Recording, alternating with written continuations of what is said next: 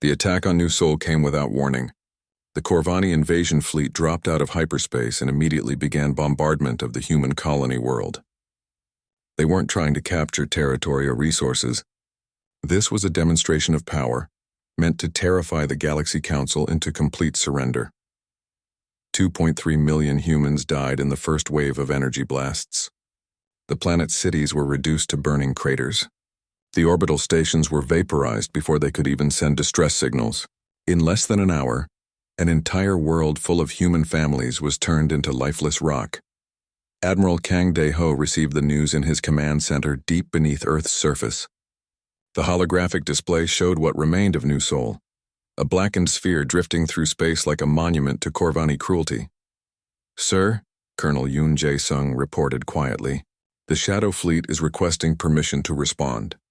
For 6 months, humanity had hidden its true capabilities from the galaxy. They had endured insults, dismissal, and contempt while secretly preparing for this moment. The Corvani had just made the mistake that would end their empire. "All units are authorized for combat operations," Kang Dae-ho said simply. "Show them what happens when you murder human families." The response was immediate and devastating. 50 human warships appeared at the edge of Corvani space within hours of the New Sol attack. To alien sensors, they seemed to materialize out of empty space. The quantum drive systems that Dr. Kim Hee-jin's team had developed made travel times that should have been impossible. Fleet Admiral Gorthel was reviewing planetary bombardment reports when his sensor officer began shouting warnings. "Sir! Unknown contacts appearing throughout our formation. Energy readings are off the scale." The first human plasma lance struck a Corvani dreadnought before its crew could even identify the attack source. The alien ship, which had survived bombardments from Council superweapons, was cut in half by a single beam of focused starfire. The two pieces tumbled through space, trailing atmosphere and debris. Captain Park Min-ho commanded the UES Incheon, one of the lead ships in the human attack formation. His vessel looked identical to the cargo haulers that had serviced alien worlds for months. But beneath its ordinary hull were weapon systems that incorporated technologies from across the galaxy, enhanced by human innovation and desperation. "Target the command ships first," Park Min-ho ordered his weapons officer. "The Corvani rely on centralized command structure. Cut off the head and the body dies." The human ships moved through space in patterns that confused Corvani targeting systems. They quantum jumped in microbursts that made them nearly impossible to track. Their weapons adapted in real time to whatever defenses the aliens tried to deploy. Most importantly, they fought with a coordination that seemed almost supernatural. Commander Lee So-jin piloted the UES Busan alongside Park Min-ho's ship. Her crew had studied Corvani combat footage for months, learning enemy patterns and identifying weaknesses. The aliens fought according to rigid doctrines that had worked against every previous opponent. But humans didn't follow those same rules. "They're trying to box us in with a standard encirclement pattern," Lee So-jin observed, as Corvani ships moved to surround the human formation. "Execute Predator 7. The human ships suddenly scattered in directions that made no tactical sense according to galactic military doctrine. But they weren't following galactic doctrine. They were using patterns based on Earth's pack hunters, evolved over millions of years to bring down larger and stronger prey. Fleet Admiral Gorthel watched in growing horror as his invincible fleet was systematically torn apart. Ships that had conquered entire solar systems were being destroyed by vessels that shouldn't have been able to hurt them. His tactical computers couldn't predict human movement patterns because they operated according to principles that weren't in any database. "How are they doing this?" he demanded from his bridge crew. "These are supposed to be primitives. They use kinetic weapons and chemical explosives." The answer came in the form of another plasma lance that punched through his flagship's shields as if they weren't there. Human weapons incorporated Corvani phase technology, draconian energy focusing, hegemony power generation, and a dozen other alien innovations. But they had been enhanced by human engineering in ways that their original creators had never imagined. Major Song Ki-tai led the first human boarding action in galactic history. His Marines wore powered armor that made them faster and stronger than most alien species. But more importantly, they had been trained to fight in environments that would have paralyzed Council forces. The Corvani had never faced humans in close combat. They discovered that humanity's Primitive species included reflexes honed by millions of years as persistence hunters. Human soldiers could track targets through smoke and darkness using senses that most aliens had never developed. They could make tactical decisions in milliseconds, based on instincts that had been refined by constant warfare throughout human history. Sankites, assault teams stormed through the corridors of a Corvani command ship like a force of nature. The alien defenders were used to fighting other civilized species, who valued their own lives above victory. They had never encountered beings who would sacrifice themselves without hesitation to complete their mission. "Clear the bridge," Songkite ordered, as his Marines reached the command center. "Take prisoners if they surrender. Kill them if they resist." The Corvani commander tried to activate his ship's self-destruct system rather than face capture. He had heard stories about what humans did to enemies who murdered their families. Those stories were about to become much more widespread. Within 72 hours, the Corvani task force that had destroyed New Sol was completely eliminated. 300 alien ships had been reduced to expanding clouds of debris. Not a single human vessel was lost.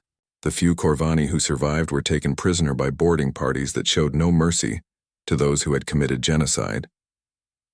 The news spread through the galaxy faster than light itself. Every civilization that had dismissed humanity as primitive was forced to confront footage of human ships destroying forces that had seemed unstoppable. The weapons that had torn through Council defenses were useless against technology that incorporated the best innovations from across the galaxy. But the real shock came from the tactical recordings. Human crews fought with a level of coordination and ruthlessness that terrified species accustomed to civilized warfare. They used strategies that seemed to anticipate alien responses before they were made. They adapted to new situations with speed that suggested either precognitive abilities or a level of battlefield awareness that shouldn't have been possible. Intelligence analysts throughout Council space reviewed the battle footage again and again, trying to understand what they had witnessed. The humans hadn't just won the battle. They had dominated it so completely that experienced military officers wondered if the recordings were somehow faked. Admiral Vextar of the Hegemony called an emergency session of the Galactic Council. The chamber that had once echoed with laughter at human primitiveness was now filled with shocked silence as the battle recordings played on the main display. "This changes everything," Vextar announced to the assembled delegates. "The species we classified as protected has just demonstrated military capabilities that exceed anything in known space." Thexara, the Vrex ambassador who had led humanity's initial assessment, studied the tactical data with growing alarm. Their quantum drive technology allows movement at 0.7 light speed. Their weapons incorporate phase shifting, energy focusing, and adaptive targeting systems. Their tactical coordination suggests either telepathic communication or computational abilities that dwarf our most advanced systems. "How is this possible?" demanded General Tamor of the Zilani Confederation. "Our intelligence reports showed they had only kinetic weapons and chemical explosives." The answer was becoming clear to those willing to see it. Humanity had never been primitive. They had been hiding their capabilities while secretly studying their alien neighbors. Every piece of technology that had been carelessly left within human reach had been analyzed, improved, and incorporated into weapon systems that combined the galaxy's best innovations with human engineering. But the most terrifying realization was still coming. The battle at New Sol had involved only 50 human ships. Intelligence reports were now suggesting that humanity had hundreds of similar vessels hidden throughout their space. The species that had been dismissed as barely capable of spaceflight had secretly built a navy that could challenge any force in the galaxy as the council delegates struggled to comprehend what they had witnessed. A new message arrived from Earth. Admiral Kang De-Ho's image appeared on the main display, no longer the humble supplicant who had accepted protected species status 6 months earlier. "Honored delegates," he said with perfect diplomatic courtesy, "humanity has received reports of Corvani aggression against civilian populations. As the Galactic Council has been unable to protect innocent beings from genocide, Earth hereby requests permission to conduct defensive operations in order to safeguard human communities throughout the galaxy." The request was phrased politely, but everyone in the chamber understood what it really meant. The emergency broadcast reached every world in the galaxy at the same time. The signal came from Nexus Prime, the massive space station where the Galactic Council made its decisions. But this time, the message carried fear instead of authority. All member species are ordered to mobilize their military forces immediately, the broadcast announced. The Corvani Empire has declared war on the Galactic Council. Their invasion fleet is approaching our border systems. On Earth, Admiral Kang Dae-ho watched the broadcast with his senior staff. The holographic display showed grainy images from the battle zone. Massive alien warships were firing energy beams at each other across the darkness of space. Explosions bloomed like deadly flowers as ships were destroyed. The Grand Fleet engaged the Corvani invasion force 6 hours ago. The broadcast continued. The battle is not going as expected. That was a polite way of saying the Council forces were being destroyed. The images showed Corvani ships moving through the Grand Fleet's formations like sharks through a school of fish. Their weapons cut through Council shields as if they were made of paper. Their own defenses seemed to ignore everything the Council forces threw at them. Captain Park Min-ho studied the tactical display with professional interest. Their ships phase shift through solid matter, he observed. And those energy signatures don't match anything in our database. Commander Lee So-jin nodded grimly. The Corvani have been preparing for this war for decades. They've developed new technologies specifically to counter Council defenses. The broadcast showed more destruction. Council dreadnoughts that had ruled space for centuries were being torn apart by Corvani weapons. The proud fleets that had dismissed humanity as primitive were running from an enemy they couldn't fight. Within hours, the second broadcast arrived. This one was even more desperate. The Grand Fleet has been defeated, Admiral Vextar of the Hegemony announced. His usually confident voice shook with barely controlled panic. All member species must contribute their full military capacity to the defense of Council space. This is not a request. This is an order for survival. When the message reached Earth, Admiral Kang Dae-ho called his staff together for an emergency meeting. The room was quiet as they considered their response. "Sir," Colonel Yoon Jae-sung said carefully, "they're asking us to send our military forces to help them." "Indeed they are," Kang Dae-ho replied with a slight smile. "After 6 months of treating us like children who couldn't be trusted with real weapons." Dr. Kim Hee-jin pulled up the legal documents on her tablet. According to the Council's own classification system, protected species are forbidden from participating in military operations. We would be violating galactic law if we sent armed forces outside human space. The irony was perfect. The same classification that had been used to humiliate humanity now provided the legal excuse to refuse military aid. Kang Dae-ho composed his response carefully. When it was transmitted to the Galactic Council, the message was polite but firm. Earth regrets that we cannot provide military assistance. As a protected species, humanity is legally prohibited from engaging in warfare. We must respectfully decline your request and urge the Council to follow proper legal procedures. The reaction from the alien civilizations was immediate and furious. General Tamor of the Zelani Confederation sent an angry reply within minutes. Legal technicalities are irrelevant when the galaxy faces extinction. Humans must contribute something to the war effort. Captain Celine of the Ashkari Navy was even more direct. Use human-controlled systems as buffer zones. If human worlds slow the Corvani advance, it will buy time for our forces to regroup. They were talking about sacrificing human colonies to save their own worlds. The same species that had dismissed humans as worthless now wanted to use them as shields. Lieutenant Han Seok-jin received the news while monitoring Corvani scout ships near Kepler 4042b. The alien overseers had abandoned the mining colony without warning, fleeing toward Council space as fast as their ships could travel. They left behind all the human workers along with equipment worth millions of credits. "They didn't even tell us they were leaving," one of the miners said bitterly. "We had to figure it out when their ships disappeared from our sensors." Han Seok-jin wasn't surprised. To the aliens, human lives had never mattered much. Now that real danger was approaching, they cared even less about human casualties, but the humans weren't defenseless anymore. "Begin Phase 1 preparations," Han Seok-jin ordered his team. "It's time to show these miners what they really are." Within hours, the mining equipment had been converted into weapons platforms. The humans who had been dismissed as simple laborers revealed military training that would have shocked their former alien supervisors. Defensive positions were established using knowledge of tactics and strategy that no alien had bothered to teach them. Similar preparations were happening throughout human space. On every world, in every colony, humans were revealing capabilities that had been hidden for months. The galactic community had never realized they were looking at one of the most militaristic species in known space. Earth had a history of warfare that stretched back to the dawn of civilization. Humans had spent thousands of years learning to fight each other with ever-increasing efficiency. They had developed strategies and technologies focused on one goal: winning battles against enemies who seemed impossible to defeat. The aliens had grown soft during their long peace. They fought according to rules and traditions that hadn't changed in centuries. Their commanders learned warfare from textbooks written by beings who had never seen real combat. Humans learned warfare by doing it. Intelligence Chief Choi, young Mi monitored Corvani communications from her hidden facility on Earth. The enemy's confidence was absolute.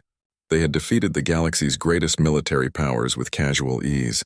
The Corvani Empire had conquered 17 other galaxies using the same tactics and strategies. Their fleet commanders are discussing post-war territory allocation, she reported to Admiral Kang Dae-ho. They're not even worried about continued resistance. To them, this war is already over. The Corvani had made the same mistake as the Council species.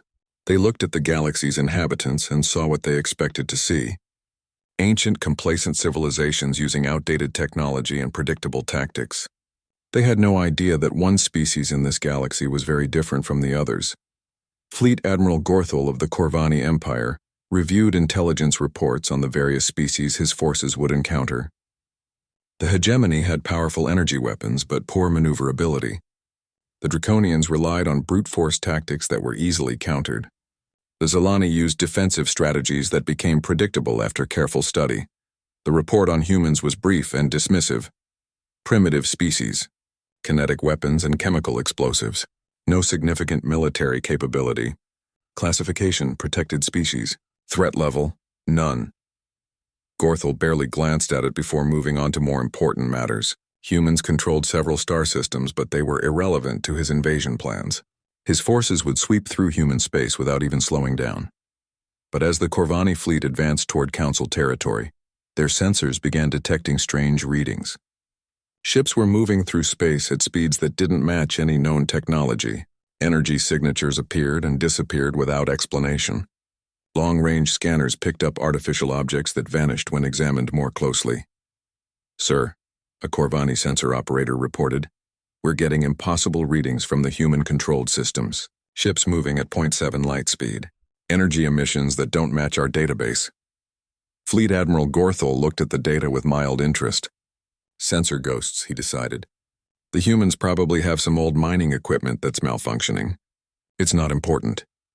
The Corvani fleet continued its advance, confident in their superior firepower and technology. Behind them, Council fleets retreated toward their core worlds, leaving entire systems undefended in their panic to escape. None of them paid attention to the readings coming from human space. None of them wondered why a species classified as primitive was showing energy signatures that resembled advanced military technology. The galaxy was about to learn that humanity's preference for peace had been mistaken for inability to wage war. The species that had been dismissed as weak was about to demonstrate why Earth's history was filled with the graves of those who had made similar mistakes. The storm was gathering, and humanity was ready to show the galaxy what they really were. 6 months had passed since the humiliating meeting at the Galactic Council. On the surface, everything looked normal. Human cargo ships delivered raw materials to alien worlds on schedule. Human workers operated mining equipment under alien supervision. Earth sent regular reports showing compliance with all Council requirements. But deep underground, in a facility carved into the Swiss Alps, something very different was happening. Dr. Kim Hye-jin walked through corridors that didn't appear on any official map. The Terra Research Institute was humanity's greatest secret. 3 kilometers beneath the mountain, thousands of scientists worked on projects that would have shocked the alien overseers who thought they knew everything about human capabilities. "Show me the latest test results," Kim Hye-jin told her assistant as they entered the main laboratory. The lab was enormous, filled with equipment that hummed with barely contained energy. In the center sat a device that looked like a metallic flower with crystalline petals. It was beautiful and terrifying at the same time.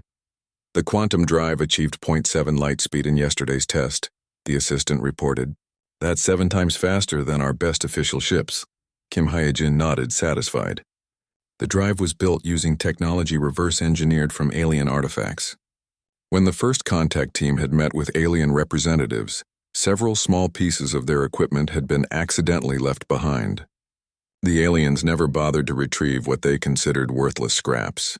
They had no idea those scraps contained the keys to technologies far beyond what they thought humans could understand. In another section of the lab, engineers tested energy weapons that could punch through the hulls of alien warships. The weapons looked simple on the outside, but they channeled forces that made nuclear bombs seem like firecrackers. Nearby, other teams worked on shield systems that could stop direct hits from alien antimatter cannons. "How many ships does Colonel Yoon Jae-sung have ready?" Kim Hee-jin asked. 237 vessels are now operational, came the reply. All equipped with the new drive systems and weapons. The alien sensors cannot detect them when they're running in stealth mode. The Shadow Fleet was humanity's hidden navy. Officially, the ships didn't exist. Their crews were people who had supposedly died in mining accidents or transport failures. In reality, they trained in the empty space between star systems, learning to fight in ways the aliens had never imagined. Colonel Yoon Jae-sung himself was aboard the UES Incheon, practicing attack patterns with his squadron commanders. His ship looked like nothing special from the outside. It was the same basic design as the cargo vessels that regularly traveled between human worlds. But inside it carried enough firepower to destroy a small moon. Remember, Yoon Jae-sung told his pilots over the communication system, "The aliens expect us to fight like they do. Long-range bombardments with predictable weapon patterns. They've been using the same tactics for thousands of years because no one has ever challenged them successfully. The human ships moved through space in formations that would have confused alien military experts. They didn't follow the standard combat doctrines taught in galactic military academies. Instead, they used patterns based on Earth's predator species, like wolves hunting in packs or sharks circling their prey." Back on Earth, Choi Young-mi sat in her office reading intelligence reports from across the galaxy. Her spy network had grown far beyond what the aliens suspected. Every major alien fleet base had human workers.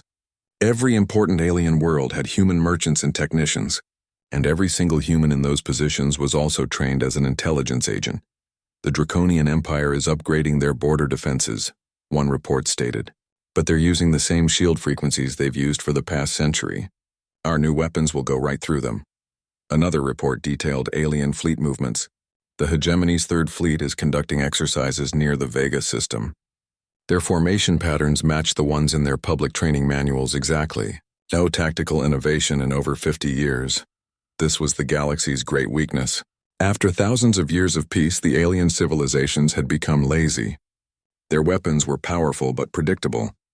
Their ships were advanced but followed standard designs that never changed. Their commanders had learned warfare from textbooks, not from actual fighting. Meanwhile, every human in the galaxy was preparing for war. On the mining colony of Kepler 442b, Lieutenant Han Seok-jin supervised a team of human workers extracting rare minerals. To the alien overseers, he was just another human laborer. They didn't know that he was actually a combat engineer, and that every human worker under his command could assemble weapons from mining equipment in minutes. The aliens had made a crucial mistake. They thought humans were weak because they preferred peace. They couldn't understand that choosing not to fight was different from being unable to fight. Humans had spent thousands of years perfecting the art of warfare on their own world. They had simply chosen to pursue other goals once they reached the stars. "Sir," one of the miners called to Han Seok-jin, "the alien supervisor is coming for his daily inspection." The Zilani overseer was a massive creature covered in thick fur. He walked through the mining operation with obvious boredom, barely looking at the human workers. To him, they were just tools that happened to be alive. "Production is adequate," the alien declared after a brief look at the extraction numbers. "Continue current operations." As soon as the overseer left, the human workers returned to their real activities. Hidden within their mining equipment were communication devices that connected them to similar operations across the galaxy. Every human colony, every human trading post, every human ship was part of a vast network that the aliens never suspected existed. The network used Earth's old internet protocols, modified for interstellar communication. To alien sensors, it looked like routine data traffic between human settlements. They never realized it was actually a military coordination system that spanned dozens of star systems. Dr. Kim Hyejin received regular updates from all these sources. She knew exactly where every major alien fleet was positioned. She had detailed scans of their ship designs and weapons systems. She even had copies of their military communications codes, obtained by human technicians who had been dismissed as too primitive to understand alien technology. The aliens' arrogance was becoming humanity's greatest advantage. They were so convinced of their superiority that they never bothered to hide their capabilities from their primitive servants. Human workers had access to alien military bases. Human merchants traveled on alien warships. Human technicians maintained alien weapon systems, and all of them reported everything they saw back to Earth. The Corvani Empire is becoming more aggressive, Choi Young-mi noted as she reviewed the latest intelligence summaries. Their fleets are massing near the galactic border. Some of our agents report they're planning something big.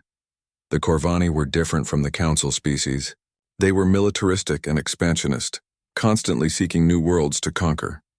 They had been quiet lately, but human spies reported massive military buildup in their space. Something was coming, Admiral Kang.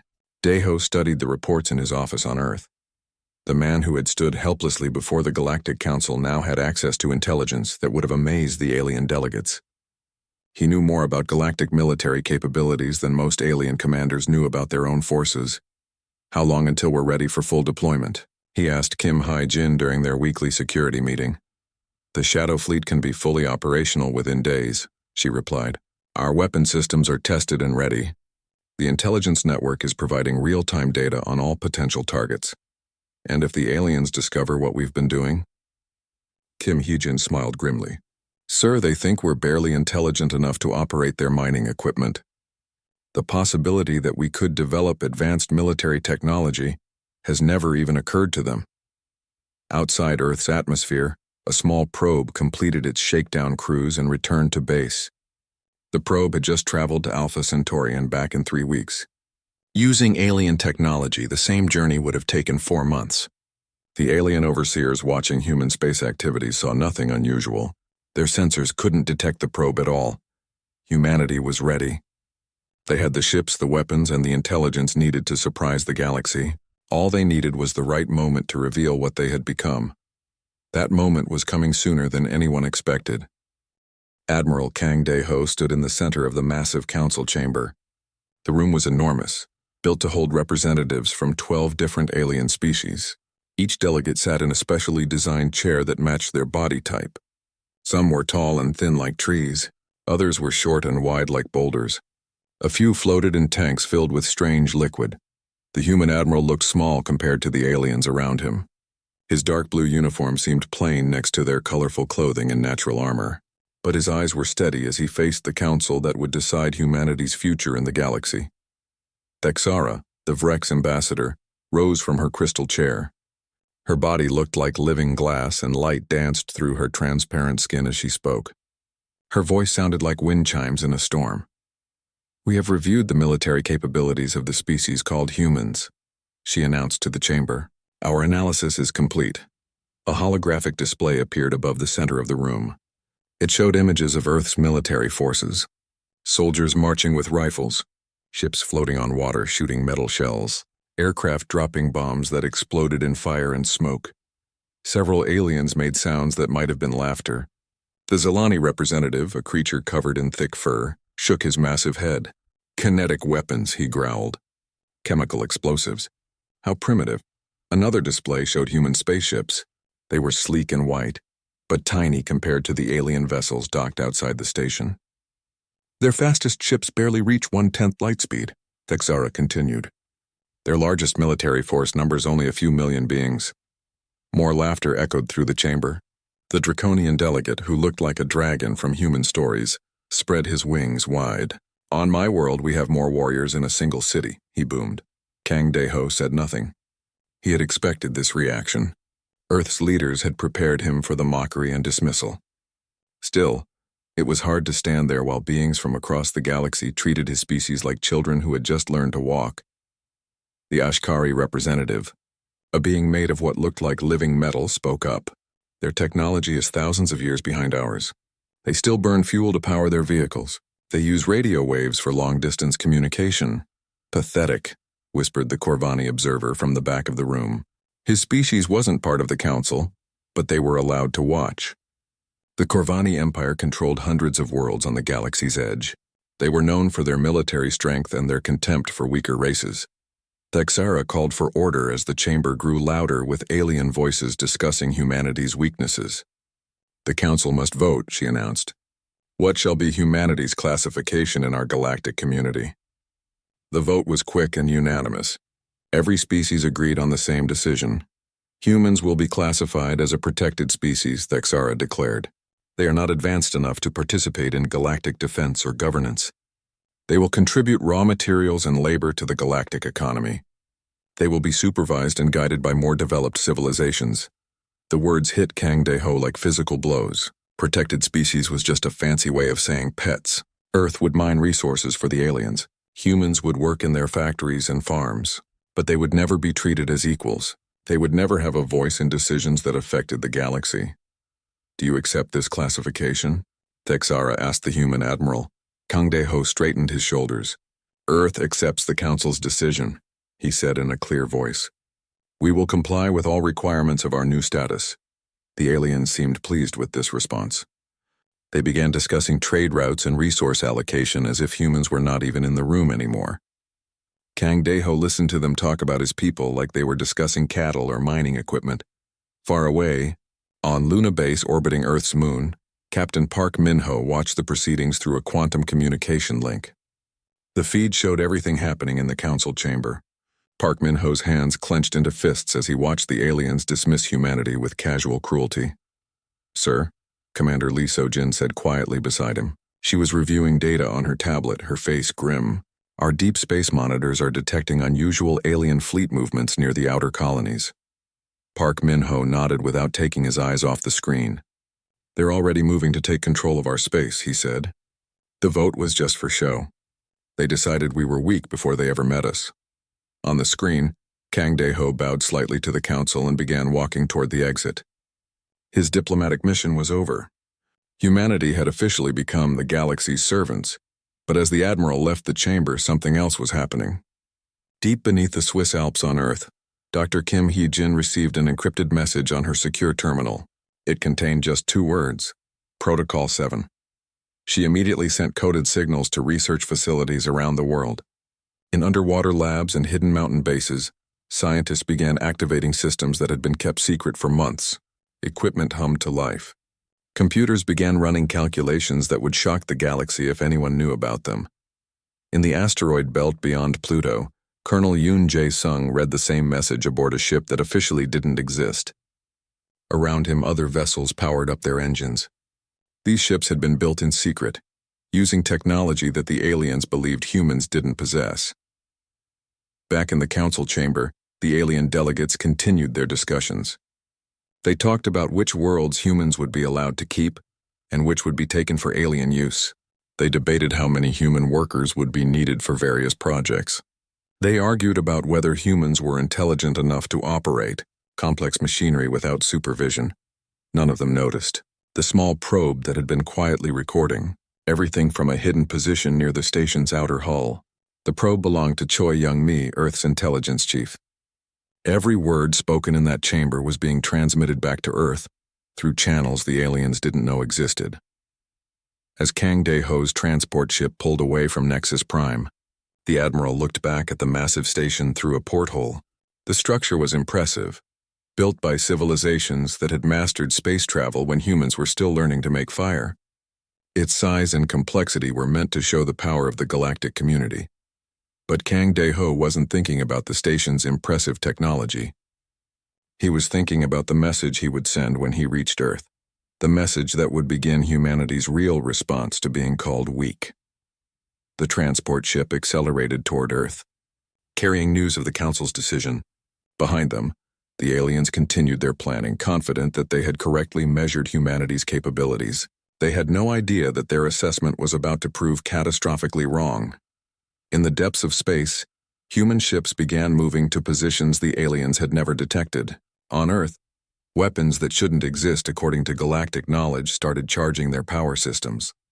And in laboratories hidden from alien sensors, scientists made final adjustments to technology that would change the balance of power in the galaxy forever. Humanity was informing the galaxy that they were taking control of their own. The emergency session of the Galactic Council was chaos. Representatives from 12 species shouted over each other as they tried to process what humanity had just demonstrated. The chamber that had once dismissed humans as primitive children now echoed with fear and desperate planning. Fleet Commander Zenthi of the Altarian Republic stood before the assembly, his tentacles writhing with agitation. "We must offer immediate military alliance with Earth," he declared. "Their technology clearly exceeds our own. We need them as partners, not servants." High Admiral Kexvara of the Draconian Empire spread her massive wings in agreement. "Humanity should be granted full council membership immediately." With voting rights and military command authority, we were fools to underestimate them. But Supreme General Thaxmore of the hegemony had a different view. His mechanical voice cut through the chamber's noise like a blade. "We created this problem by dismissing a potential threat. We can solve it by eliminating that threat before it grows beyond our ability to control." The chamber fell silent. Thaxmore was suggesting genocide against the species that had just saved them from Corvani conquest. "You're talking about declaring war on beings who just destroyed a Corvani invasion fleet," Zenthi pointed out. "That seems unwise." Thaxmore's optical sensors glowed brighter. They caught the Corvani by surprise using hidden technology. In a direct confrontation against prepared opponents, human advantages would be reduced. Strike now, before they can expand their fleet further. The galaxy was splitting into two factions. Some species recognized that humanity could be their salvation against external threats. Others saw Earth as an existential danger that needed to be eliminated before it could challenge the established order. While the Council argued, the real Corvani threat was approaching the galaxy's border. Emperor Vorgel himself commanded a 1,000-ship armada that had conquered 17 previous galaxies. The loss of one task force meant nothing to an empire that measured its military strength in millions of vessels. The advanced scouts report strange energy readings from this galaxy. Admiral Drakter informed his emperor. "Some of the local species may possess more advanced technology than our initial assessment indicated." Emperor Vorgel studied the tactical displays with mild interest. His empire had faced unexpected technologies before. Every galaxy contained a few species that thought they were special. All of them had been conquered in the end. "Deploy standard pacification protocols," he ordered. "Begin with the destruction of major population centers. Once the locals witness sufficient death, they will surrender as all the others have done." The Corvani main fleet crossed into Council space and immediately began their terror campaign. 3 Council worlds were targeted for complete destruction. Orbital bombardment reduced entire continents to molten slag. Billions of alien civilians died in the first wave of attacks. The various Council navies tried to respond, but their forces had been shattered in the initial battles. The few surviving ships fled toward their core worlds, leaving vast regions of space undefended. It looked like the galaxy would fall within weeks, but humanity was preparing its own response. Deep beneath the Swiss Alps, Dr. Kim Hyejin stood before her greatest creation. Project Helios was a network of quantum-linked weapon satellites positioned throughout human space. Each platform could channel the energy output of a star and focus it with pinpoint accuracy across interstellar distances. "All stations report ready status," her technical officer announced. "We can target any point within 50 light-years of a human world." The satellites had been built in secret over the past 6 months, using manufacturing facilities hidden in asteroid fields and deep space installations. They incorporated technology that even humanity's alien enemies would have found impossible to believe. The power to turn stars into weapons. Admiral Kang Daeho stood in Earth's primary command center, surrounded by displays showing every human military asset in the galaxy. What had once been 50 hidden ships was now revealed as a force of 300 vessels, each one more advanced than anything the Council species had ever built. Captain Lim Tae-hyun of the reconnaissance ship UES Seoul transmitted real-time intelligence from the edge of Corvani space. His quantum stealth systems made him invisible to enemy sensors as he observed the massive alien armada approaching Council territory. Enemy formation consists of approximately 1,000 heavy cruisers and support vessels, Lim Tae-hyun reported. Standard Corvani battle doctrine. They're not expecting serious resistance. The Corvani Empire had good reason for confidence. Their fleet had never been defeated in direct battle. Their weapons could destroy planets. Their defenses could withstand any known attack.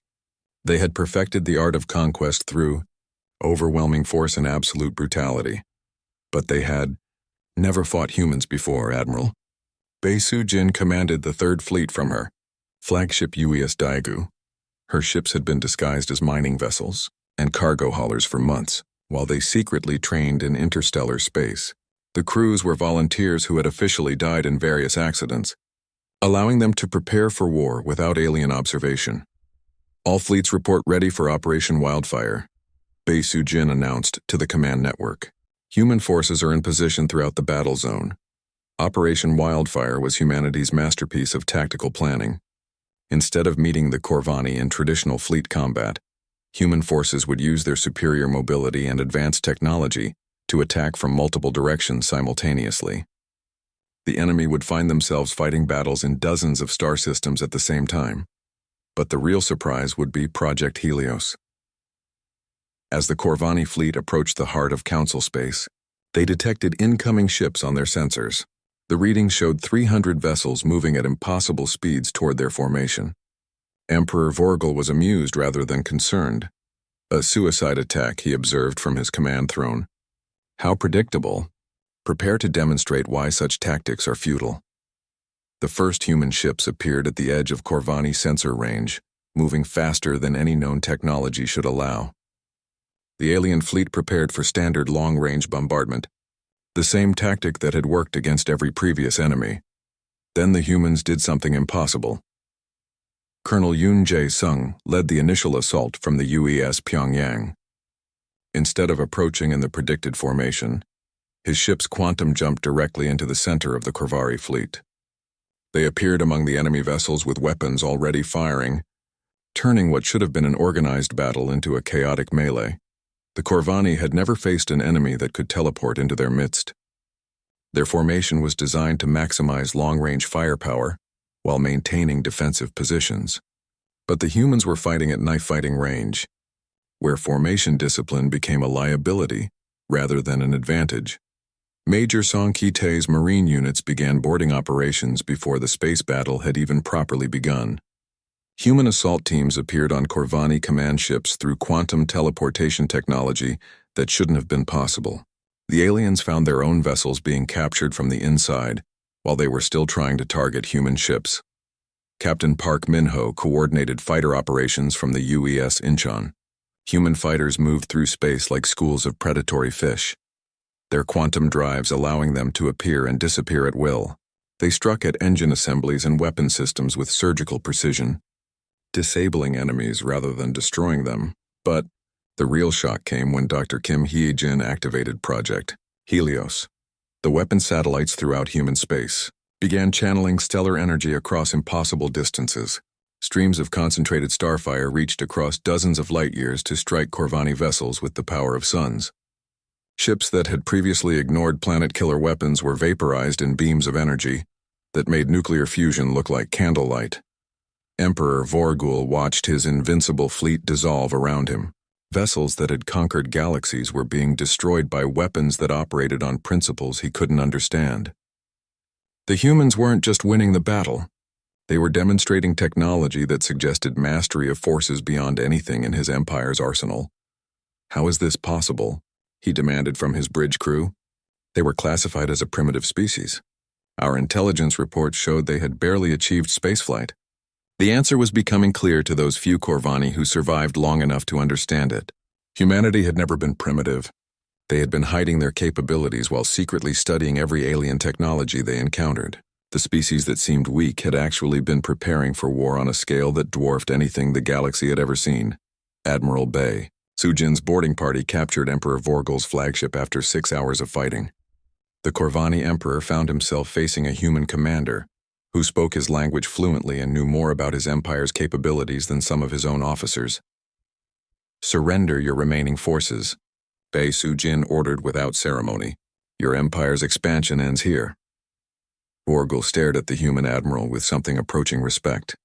His species had conquered 17 galaxies through superior technology and tactical skill. But these humans had demonstrated both in measures the